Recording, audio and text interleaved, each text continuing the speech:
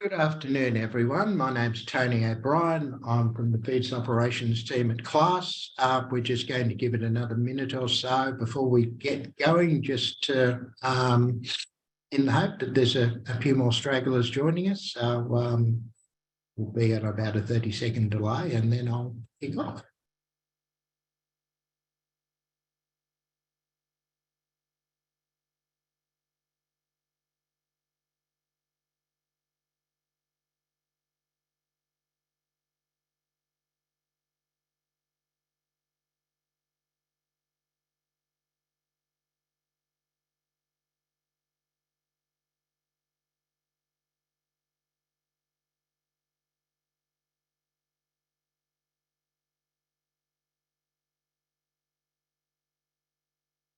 Okay, we'll kick off again. My name is Tony O'Brien. I'm a senior feeds analyst with a class team called the Feeds Operations team. Thank you very much for joining us this afternoon. I hope that you find the presentation enjoyable. And rather than answering questions, I hope it prompts you to know when to ask questions. Like anything else in class, there's always some tips and tricks that you can benefit from, and the longer you've been doing it, the more experience you'll get. But if you don't have that experience, then reaching out to the guys in our team is always the best way to go to help you to build your knowledge and to eliminate problems before you even get them. My role, again, in the Feed and Operations team, our team is multifaceted. We do a lot of work with providers when we're negotiating new data feeds, when we're updating data feeds, when we've got issues with data feeds. We work a lot with our feeds development developers. We do some basic Q&A for them, identify issues for them that they need to look at, and by and large work hand in hand with them to try and improve data feeds if and where we can. Another major function we have, we act as the escalation point for our support team. So generally, if you initially contact support for a feeds-related issue, if you call joining in by telephone or chat, you'll be speaking to someone in the support team if they're able to resolve it, which hopefully they can in most cases.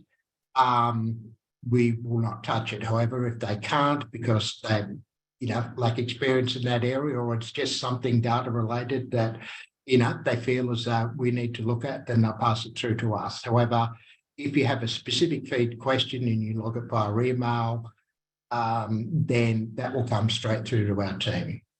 So joining me today from the team, we have Ronnie, Batsal and Diraj, who are on the Q&A chat. So if you do have questions during the presentation, feel free to log those questions, and the guys in the team will be able to answer them. And by all means, if we don't get to them this afternoon, rest assured you will get a response from us at a later point. If after the presentation finishes, then really easy to get in touch with us. Just send an email through to support and we will get it and we will answer it. So just moving on, before that, just wanted to reiterate, I've been with Class since 2010. I've held a variety of roles in Class, from support work to testing work, and for the last 5 or 6 years, I've focused exclusively on feeds. And in another life, I was just like you. I used to administer self-managed superannuation funds, and I ended up here because I got sick of processing things manually. So I looked for a better solution. And mercifully at Class, there were a group of people who sat around in an office one day in 2005 and said, we don't want to process things manually. How can we automate it? And they looked around and there was nothing available. So they thought, well, if it doesn't exist, we're going to build it, which seemed fairly preposterous at the time, but with some really brilliant people that they brought in and a lot of perseverance and actually a lot of money and some very patient shareholders. Class was finally up and running and in the market by 2009, and it's been an absolutely great success story since then, and it's been 13 years of great pleasure working for Class. So we'll move on. Just to start off with, I just wanted to reiterate the types of data feeds Class actually has. Now, the main one that you're probably used to having to set up, and the one that's a major focus of today, is the institutional data feeds. Now, they broadly split into three categories. Cash data feeds, mostly from banks, but not always. Breaking feeds from breaking institutions, and then platform data feeds from providers like Macquarie Wrap, BT Panorama, etc. Market data feed, every day we get data feeds from the ASX that you use for income data, for pricing data. Similarly, we get data for foreign exchanges, and we also get data for Australian managed accounts, income, and also prices. We also get foreign currency data, so that if you have a foreign-based listed security, you'll also get that security updated into local currency on a daily basis. And finally, SuperStream, which is a relatively new phenomenon, but increasingly important whenever there needs to be any capital movements into or out of the superannuation fund portfolios that you may happen to have running on Class. Why are data feeds important? Well, I guess the main thing is the automation. You get the most out of Class software if you can automate as much of the data going into Class as you can. If you can automate it, then it means you don't have to manually process it. You also reduce the amount of human error. So certainly data feeds and automation is a key reason why Class exists. So it's really important to have your head around how data feeds works and how to get the most out of them. The second thing is ASA 3402 Type 1 and Type 2 assurance. Now, what that does for you, first of all, that if your feed balance matches your ledger balance, you personally know that it's correct. And it also means that your auditor can rely on those balances and allows them to substantially reduce the amount of testing they need to do on those balances. So setting up data feeds. There's three basic areas that I want to talk about here. The first would be on the various authority models, setting up the feeds, and checking what data you're going to get. Now, the key thing I want to point out before we get into any of this is that all data feeds are different. Why are they different? Because unfortunately, Class does not set the agenda on how data feeds are going to work. What data we get, how they're authorised, and what types of data we get are all determined by the provider and have to fit in with their systems on what they're able to provide us and what they're not able to provide us. So probably the one you're most used to is authority models where the account holder or the account owner actually authorises the feed. So there's three basic types, three basic ways they can be authorised. And again, whether or not they use a form, whether or not they're online, or whether or not they use an email, these are all determined by the provider. So account holder authority forms, advantages, well, they're familiar. Everyone knows what an authority form looks like. They're fairly easy to use, simply from the point of view that all you've got to do is generate the form in Class, get the account holder to sign, and you're almost there. And then you just have to upload the form to Class with the expectation that the feed, by and large, will start within 10 days. But again, and I'll keep going back to this same point, that with data feeds, everything and the way things work is all determined by the providers. Now, unfortunately, some providers cannot cope with the system whereby we bulk up the authority forms that you upload and deliver them.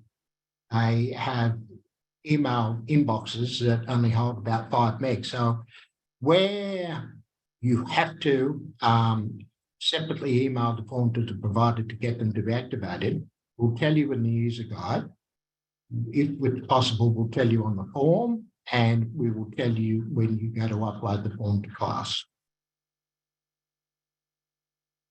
The other good thing about account holder authority forms is that basically once you activate them, they will continue to work until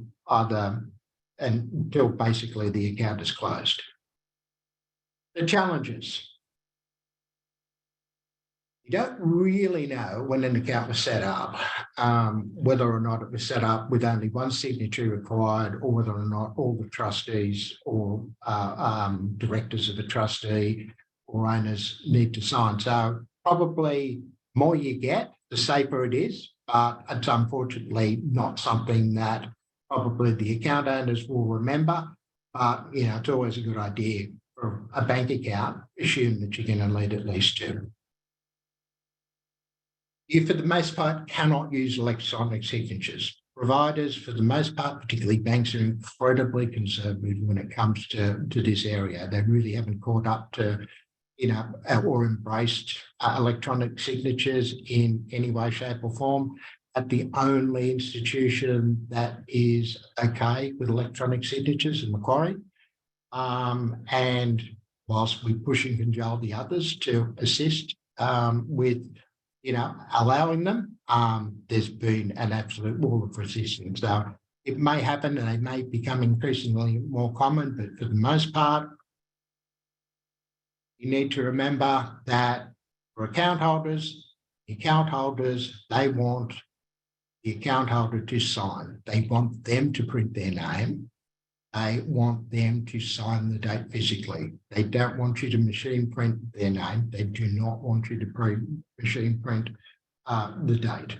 That's their requirements. When they look at a form, they want to see and have assurance that someone has physically signed that. And unfortunately, although some providers might accept a machine printed name, the problem is that if you machine print any of those other fields, then it can sometimes cast some doubt with the signature as to whether or not that's actual wet ink, or whether or not it's been copied and pasted in there. So, it is really important in terms of activations that you need to get them to sign it, get them to put their name, get them to date it.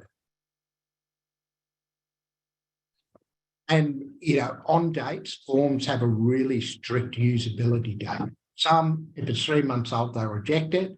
It is more commonly 6 months. But what we want to point out today is basically a discipline with data feed. So we get a resolution to a data feed problem well before 3 months runs out. So, but just keep it in mind that is a limitation of most forms. And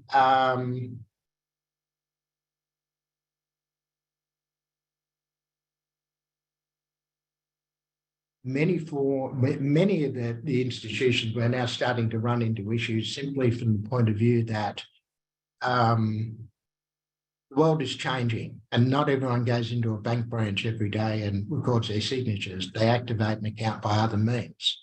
And when that happens, if you're using a system that is based on checking a signature on an authority form against a signature held somewhere in branch records, that's not going to work if they never actually recorded their signature when the account was open. So it's a challenge that probably means in the longer term that account holder authorities are going to be phased out, but that's some way down the track, because for the most part, providers are fairly slow to progress in those issues, but it's certainly part of the discussion we try to have with providers on a regular basis when we look to try and improve the process for ensuring there are as few issues as possible with activating accounts.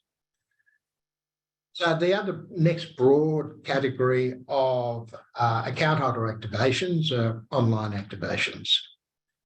So the good part about them is that they can be quick. You've got someone that you ask them to go and activate a data feed in something like Westpac, then you probably start seeing that data within 48 hours if everything goes correctly. Another really great thing about it, where you have clients that feel as though they want more control over their data, they can cancel it at any time. If for any reason that they're uncomfortable with data going from class and then to your business, then all they have to do, and you assure them all they have to do is go into their internet banking portal, untick the box, feed stops. So, the next best thing about online activations is simply that it eliminates issues where a signature is not on file.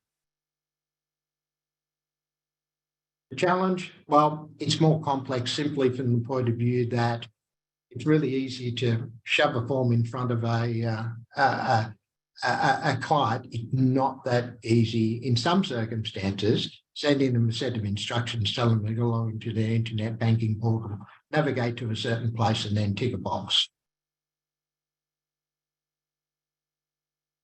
The other big challenge with online activations is that many institutions are also updating their website and their workflows, and they don't necessarily tell us they're going to do that. So sometimes someone can be in a position of needing to log in, and the screenshots that we have are out of date. So that's where you can really help us out, and we can work in a partnership. If for any reason you see that anything ever is out of date, then please let us know, and we'll do our level best to bring it up to date as soon as possible.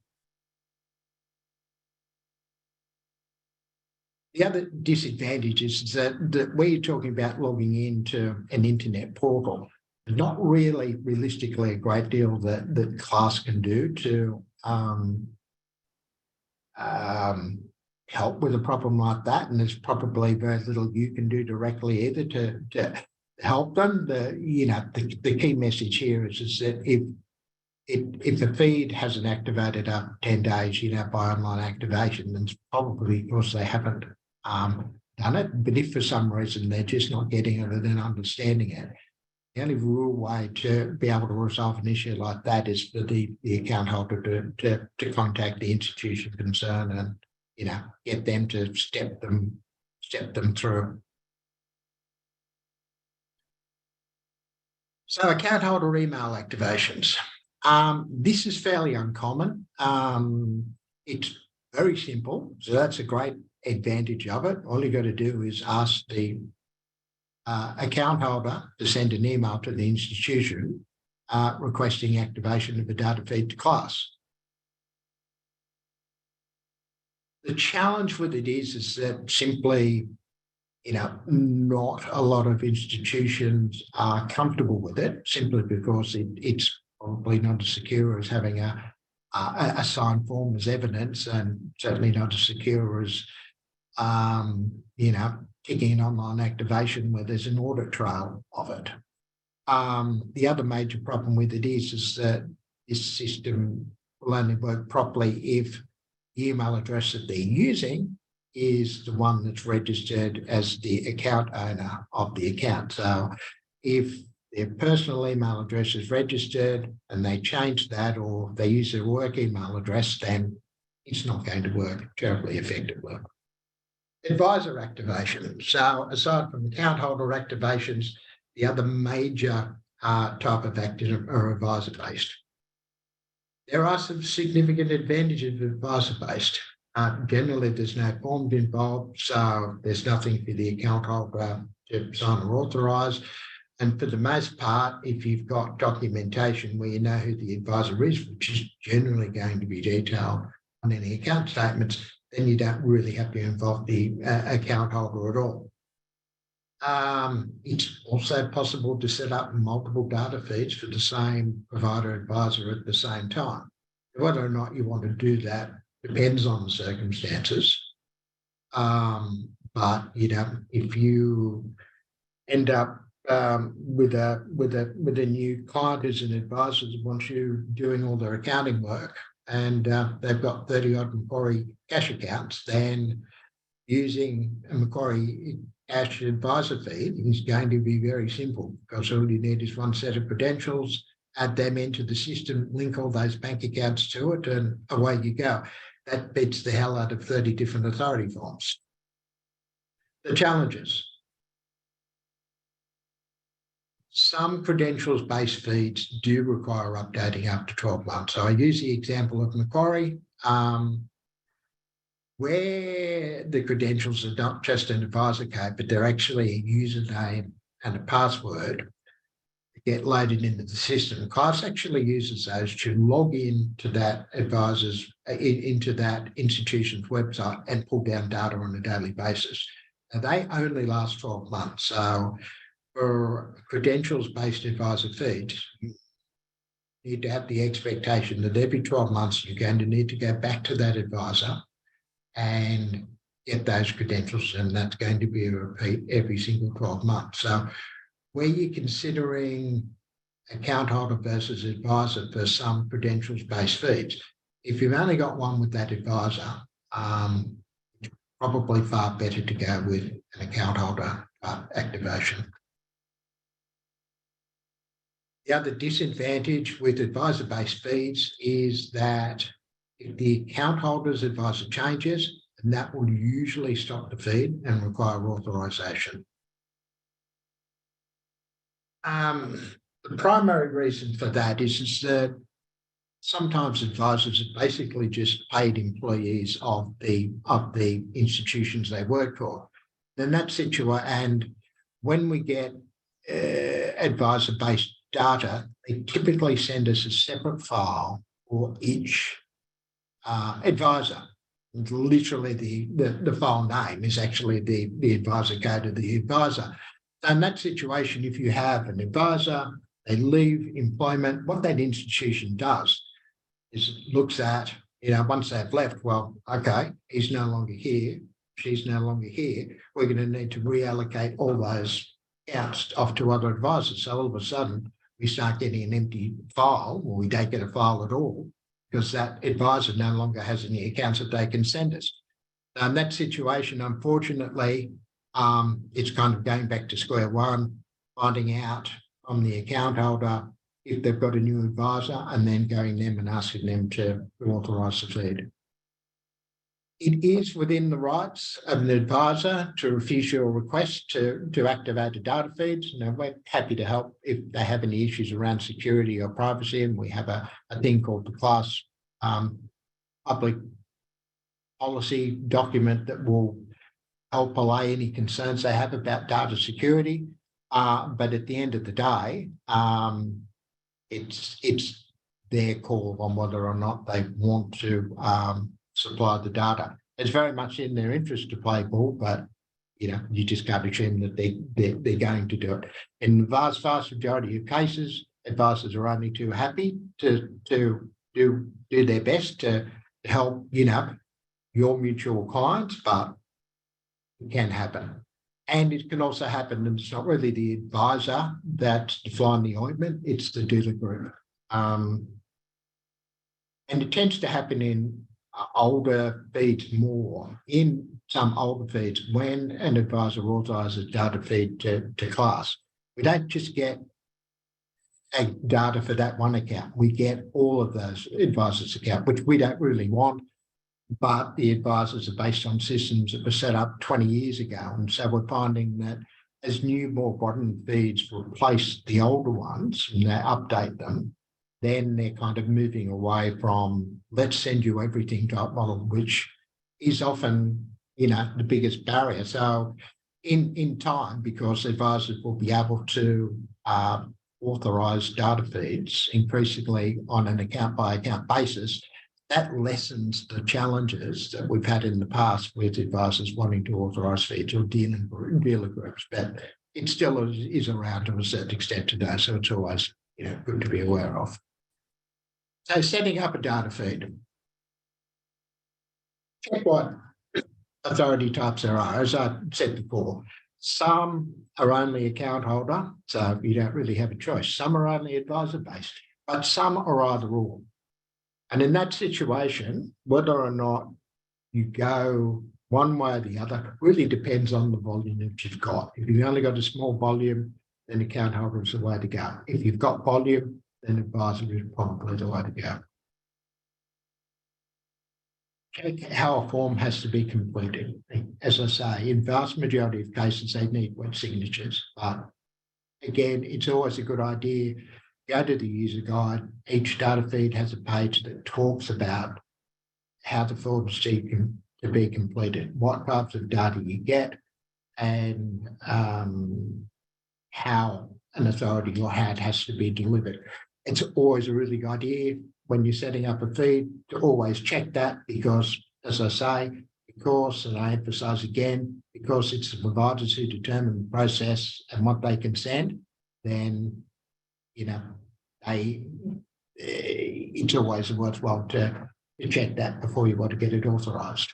Again, how is the authority sent to the provider? If it's a form, most of the time you can just upload it to class, but that's not the case in all circumstances. So it's a good idea to check because if you just upload it and it also needs to be emailed to the provider, and a good case in point is Consec, which is a very big feed where you do actually have to email it. If you just upload it to class, then the feed's not going to have any chance of starting until you've actually emailed it.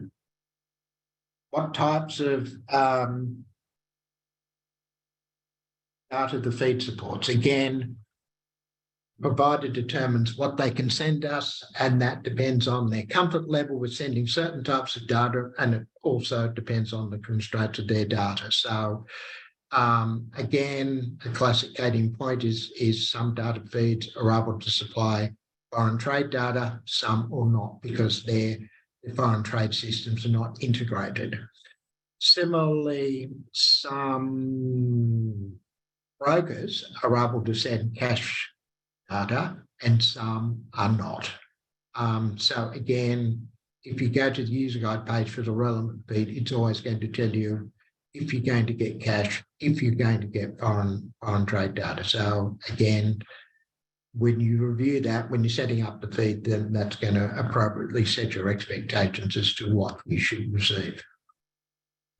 Another thing that's really important, I think when everyone first joins class, they make this mistake, that can sometimes be a half lesson. So you learn very quickly with this one. But when you're looking at an account and you set it up, then you have to link any existing holdings to the feed. So if they have 100 BHP and it's part of the ComSec feed, for example, that you're trying to set up, then you need to link it to the feed. If you don't do that, then when the feed gets activated, it's just going to assume that holding of 100 BHP accounts is not linked to your ComSec account, so it's going to create a duplicated one. And if it's a feed that does support history, then it end up being quite messy, and it's a fair degree of manual work trying to clean it up. So again, if you're not sure, you ever need help with anything like that, reach out to us, because we'd rather help you before there's a mess rather than after. That's in our interest, and it's certainly in your interest. And adding a do not load before date. So again, all feeds are different. Check and see if they support history.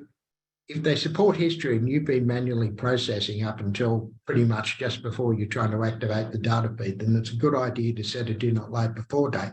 That way you reduce the risk of any duplication of data, a la you've already processed a trade, a buy of 100 BHP manually. What you don't want the feed doing is then processing that same transaction again. Follow-ups. Okay, so if you go to the feeds console and you start seeing activation overdue, then it's time for action, time for you to do something. And that status will occur 10 days after you upload the form or you mark the form as being sent to provider if you need to do so manually. So authority forms on average activate within 10 days. Some providers are really good, they'll do it within 2 or 3 days. Some providers, for various reasons, are much slower on their processes. If an account holder is using a form and it doesn't start within 10 days, then please try logging a feed follow-up request. If you're not quite sure how to do that, and the links at the end of the presentation, there's a link to how to log an automated feed follow-up request. Now, the big advantage with that is that when you log an automated feed follow-up request, we'll gather it up and we'll send it to the institution. We'll basically say to them, hey, you've received this form previously and you haven't activated. Is there a problem? Can you tell us why you haven't activated? And what they'll do is they'll go through it and they'll check it, and then they will send through a response if they're not able to activate it, and they'll tell us if the account's closed or the account number is wrong, or they don't actually have that account on file. And you can actually check those responses by going into the feeds console for that advisor. And you can see in the screen there, the example I've got, the account was actually closed. Now, we do kind of appreciate in our team that sometimes this misses the mark, that people are not seeing this. So we are trying to look at ways of improving feeds so there's a better, that's a little bit more in your face, so you'll be able to see these, because a lot of people miss them. But that's something that, we're trying to get in the development pipeline, but hopefully we are aware and that the visibility of that isn't great. But in the interim, please be aware that if you've logged a follow-up, to check there to see whether or not there's been a response from the provider in regard to a feed that hasn't activated. Bear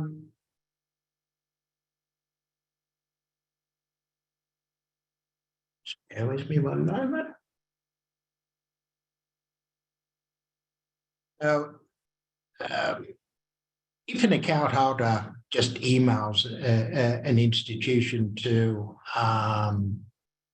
activate a data feed and it hasn't activated after 10 days, in those sorts of situations, it's at that point, the best idea is to just contact the account holder and just ask them, hey, were you able to email the institution and ask them to activate a data feed because there hasn't been any data feed coming through, because it's often the major reason why they don't come through. So in the initial instance, for an account holder activation that just involves an email, then best thing to do initially is just send them after an email. As soon as you see activation overdue, email them and follow them up.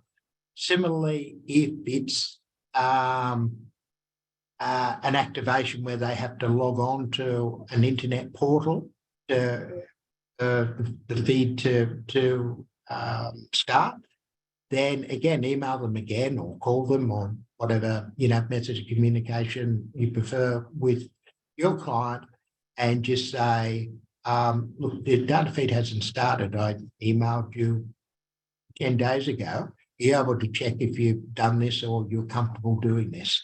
Because again, very difficult for us to troubleshoot an information. It is, a rare situation, very rare situation where they've enabled it and we're not getting the data. If we're not getting the data, that's generally because, almost in all cases, because they haven't actually gone in and ticked the box. So for an advisor-based feed that hasn't activated after 10 days, again, when you see that activation overdue, then it's probably a good idea to log a ticket with support so we can have a look at it. Because of the inherent nature of advisor-based feeds, they can be a bit more complex. Now, it is possible that the advisor just hasn't activated it, but also a really common reason why data feeds don't activate is we may be getting the data, but it will not load into class unless the advisor code is correct. And in lots of cases, the advisor code that they supply with our users isn't necessarily the same code used for data feeds. It can be, but it's not in all cases. And, if you get lower level staffers from the advisor's office, they may not be aware of that. So they can sometimes give you the wrong answers. So the best thing with advisor-based feed, overdue activation, let us know and we'll check first thing critically, are we getting data for it, and is the advisor code correct? If we are, and it's wrong, then we can let you know that that's the reason for it, and you can take steps from there. But, again, sometimes, no, they haven't activated it. So, again, always good idea, advisor-based fees, contact us first. It's the initial point of call. And I should add that with the other things like authority forms, if you do the follow-up and you don't hear anything, wait another 10 days. And then if you still don't hear anything, then contact it by email and we'll take a specific look at it, because there could be some other reasons that it hasn't activated or it's never going to activate. So at that point, so again, we'd really like to get to the situation whereby there should be no reason that if you're monitoring the activation overdue statuses of feeds, that 30 days after you upload a form, if it's ever going to activate, it'll activate after 30 days. Some of the reasons why feeds do not activate. Well, surprisingly enough, one of the major reasons the account is closed. So I guess that's understandable from the point of view that when you're picking up a new client, they'll give you all their details up until the end of the previous financial year's accounts and whatnot. And sometimes happens that they neglect to mention that they used to bank with, the CBA, but now they've moved to another bank, in which case, even though there might be data you want, once an account is closed, an institution will never enable a data feed. Signatures don't match. Again, it's not that uncommon that only one person signed the form and two need to sign the form, or when they went into the branch 15 years ago and signed their name, the way they sign form or the way they sign these days has changed, and so therefore the signatures don't match. Form was not dated. That's pretty much an auto file with any provider. If the form isn't dated, then the assumption is it's out of date and they won't activate it. The next major thing is the advisor or the account holder did not take steps to activate the account as requested. So again, going back to the account holder activations that use an email or having to log into an online portal, the chances are probably they haven't done that or they've used the wrong email address.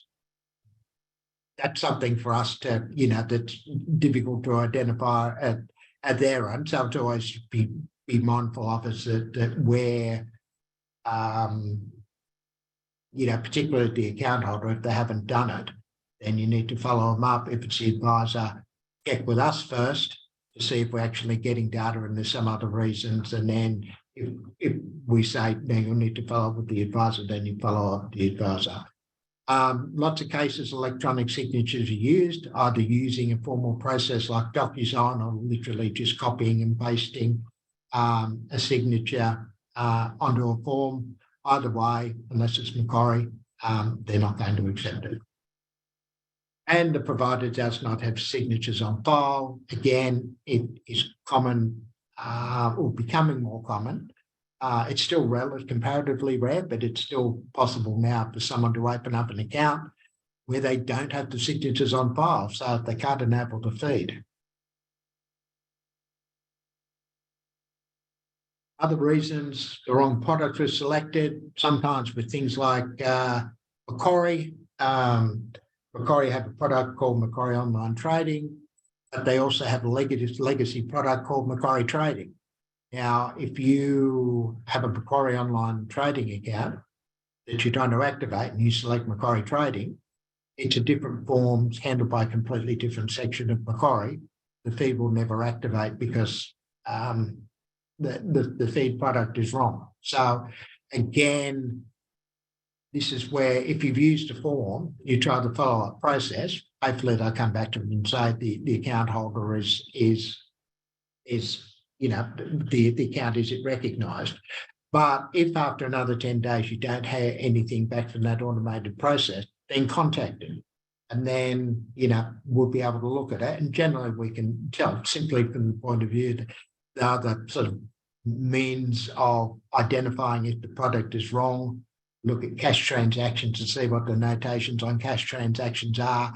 We do things like we look at the account number, and often account numbers have a certain look or feel, so we can generally tell if the product looks wrong. So automated doesn't work. Don't wait. After 10 days, contact us, and then we'll do our best to help. If there's anything that's particularly urgent, then don't wait. Even before you set up a data feed, before you activate it, if you're not sure what the product is, then contact us. We're only too happy to help. If we're going to get involved with helping a data feed get activated, much better for us and much better for you if we do that before you even go for it. So all you have to do, send an email through to support saying, yeah, I'm not sure what product I'll be selecting. We can have a look at it and then we can advise you. Sometimes an entire feed is down at the provider's end. So the provider might have activated it, but if there's a technical issue at the provider's end that's stopping them from sending us any data, as happens from time to time, then we can't really tell whether or not the feed is activated. So in those circumstances, contact us. We'll have a look, and we probably won't be able to give you a definitive answer, but at least it provides some comfort as to it may be resolved once the overall problem with that feed is resolved. Another problem is the provider did enable a new feed account, but if it's new and it's never traded and has no holdings, there's nothing Class can load. But what we can do is we can check raw data to see if we're at least getting that account number. And if we're getting that account number, that doesn't display in Class, but it does display in the raw data. So if you're not sure and you don't know why it hasn't activated, then contact us. We'll have a look in the raw data and we'll at least give you that assurance. It's all good. It's fine. The status will change once there is a trade or once an account is actually transferred on there. Another issue with why feeds don't activate, and this is incredibly common, is that the advisor code is wrong. And in that situation, if the feed hasn't activated and then once you hit that 10 days, or even, once you hit that 10 days, contact us, because we can then check whether or not the account advisor code coming in the data feed matches what you've got in Class. The setup is incomplete or incorrect. Sometimes there are some settings on data feed that you haven't quite set up correctly. So again, this is always best if you're not quite sure how to set things up. This applies especially to some data feeds, platform and broking codes, where NavTrade's a good one that comes to mind. There's a very precise way that you've got to set that up. And for the cash to work, you need to enter in specific cash codes for the data to actually load. So, if you send us a ticket saying, I think the setup is correct, but I'm not 100% sure, can you have a look? We're only too happy to log in, we'll have a look and we'll say, yep, it's all good. BSB is out of date. With lots of entities, as long as they recognise BSB at that institution, it won't necessarily stop a data feed from activating, but it might stop it loading from Class. So often when you see a status in Class that says activated, but you're not seeing any data, it's very possible it's because the BSB is wrong or it's outdated because they've changed branches. And that situation, if the feed isn't activating again after that 20 days, contact us, and looking to see whether or not we're getting data but it's not loading into Class, we'll be able to troubleshoot that very quickly and advise you on how to resolve that issue. It does occasionally happen, and particularly since Macquarie is a very big feed. The way things work at Macquarie is that accounts linked to an advisor then have to be linked to a system called the ESI system, which is how we obtain data. Sometimes something goes wrong with these institutions where they're not properly linked. So the advisor, it could be an internal advisor, said, this is absolutely my client. I can log into the online portal. I can see data for them, yet nothing comes through in class. In that situation, always best to log a ticket with class. We can have a look to see whether or not we're getting anything for them. And, if need be, we can advise on what the next steps to take are to try and resolve that issue. Post-activation checking. So a very key thing with post-activation checking is corporate action processing. If you have a feed that, again, supports history, some breaking feeds, platform feeds, once the feed activates, that could generate a whole swath of corporate actions that need you to process something. So once the feed activates, unless it's a cache feed, always regularly check your corporate actions console to see whether or not the feed now requires you to process some corporate actions to get things as up to date as possible. Backdating or backfilling pre-activation manual transactions. Unfortunately, and going back to the situation that I've reinforced several times, providers' systems determine what data we get. And unfortunately, a lot of providers can't provide historical data. So in that situation, if you have a feed that doesn't support historical transactions, and you see the feed is activated, then at that point you should be looking at manually backfilling transactions until that account turns green on browse holding accounts. Checking for duplications again, and I mentioned previously talking about do not load before dates. When a feed activates, if you didn't quite link your accounts or you didn't put in a do not load before date, there's always some risk of duplication. So it's always important once it starts, review what's red, review why it's red, and the key thing is trying to eliminate any possibility of duplicating accounts that artificially inflate the value of that portfolio. And again, if you're having trouble understanding what's going on and you want some help, yell out, will help. Maintenance. So again, this is probably a whole other topic that we'll have to present in future webinars. But for the moment, just I guess as a teaser. Business level feeds console, again, always really helpful for a helicopter view. If you only got your set of particular portfolios, you may not want to look at it, but it's always good to be aware that you can have a look at all accounts that are activation overdue by going to the business level feeds console without having to go into each fund. Data feed status. There's a page at class where you can go and look and you can check data feed status. So if there's a problem with the feed, it's stopped, it's not working, then you can log in there to check to see whether or not there's a particular issue with a data feed that might be impacting data loading into one of your portfolios.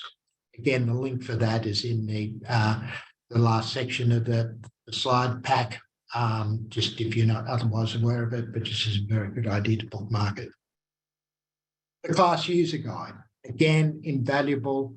Every single feed is different. And it's different, not because class wanted to be different. It's different because different providers have different systems that we have to play ball with. So always a good idea to be familiar with the class user guide in terms of, a page for each data feed. And whenever you're trying to troubleshoot an issue, or you're trying to set up a feed, it's always a great source of information. Class support, again, class support are here to help. Again, with a phone call, you go through to the great people at class. They have limitations from the point of view that they, for security reasons, they don't have access to everything in terms of the feed system that people in our team do. So sometimes they have to refer an issue through to us if you've called, but once they do, we're on it and we take over the issue and we follow it through until resolution.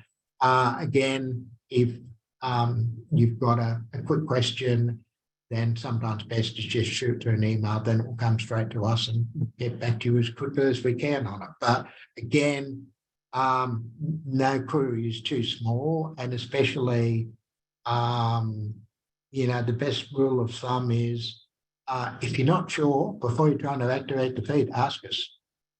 Because, look at these things, 5 days a week, 52 weeks, 52 weeks a year. And, we're more than happy to help. And it's much better for us to be proactive to stop a problem before it occurs than, try and help with, a bad experience where something is just not activating or has caused a problem once it did activate. So again, going back to useful data feed articles, that are probably a good idea to bookmark. There they are, all listed out there. And if you're not aware of those, and certainly worthwhile having a good look at. Excuse me. I pretty much now at the end of the presentation.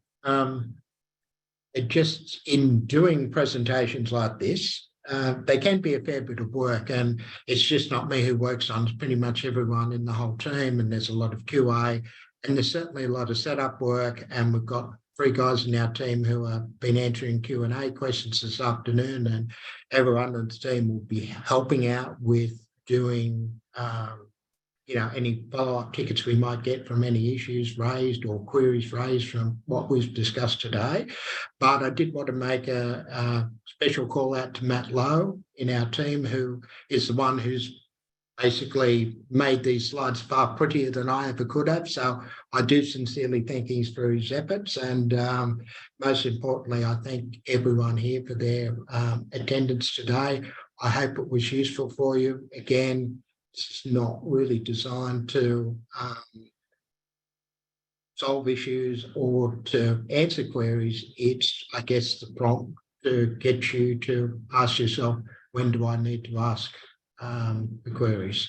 So again, thank you all for your time. I hope to see you in a future webinar or online or on a phone call where you feel that you need it. Thank you.